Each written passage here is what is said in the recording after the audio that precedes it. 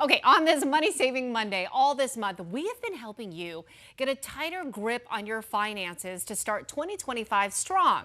From getting out of holiday debt to setting your financial goals to avoiding some of the most common fraud scams. And today, we're going to help you financially declutter.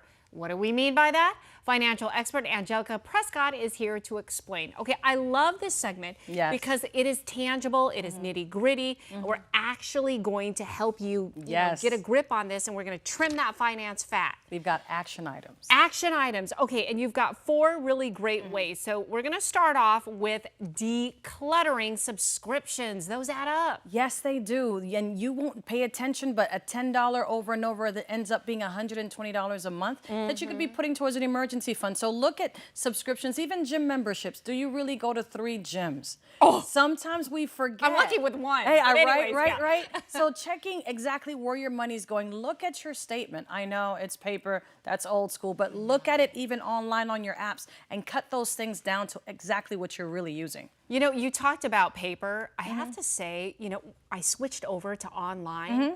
That gets a little dangerous. Oh, you don't because see it will just out of sight, out of mind. Out of sight, out of mind, and then you're like, whoa, look at that monthly bill at the end of that. Absolutely. And right now, you guys just mentioned it. You can see 12 plus on Roku, Fire Stick. Some people are doing that, and also a cable company. Maybe we can look at how we're watching Channel 12 and do it more efficiently too. You also talk about redirecting savings to more of a goal or emergency fund as well. Because what you're saving from doing all those subscriptions and analyzing what you need, now you have that extra money. We can do an emergency fund. We can do a little college account for our kids. You know, we've been talking about these things. This is where we can find that money that can work for you. Yeah, that college it needs to start when they're in the womb, right? Yes, but even if they're 12 years old, we can still do something, because now college accounts, if held for 15 years, can turn into Roth accounts for those kids. That's 100% tax-free. They'll love you a lot for doing that. Yeah, it's not never too late. Speaking of accounts, another big way is streamlining those banking accounts. Remember when they were paying 5% interest in money market accounts, and there are virtual banks out there? A lot of people have these accounts they were not even paying attention to.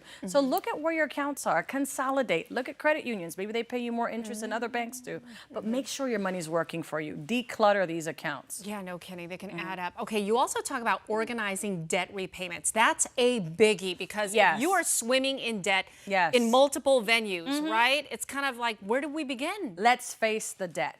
List them all out, from home to card, credit cards, etc. And once you're able to do that, prioritize the payments. Look at it under the snowball effect, which is paying the smallest balance first, or avalanche, where you look at which one's charging the most interest and attacking that first. Okay, so what do you recommend, though? The avalanche or the snowball? It really depends on whether you want immediate gratification. If you want that, yes, I did it, do the snowball effect, because you handle the small ones. Right.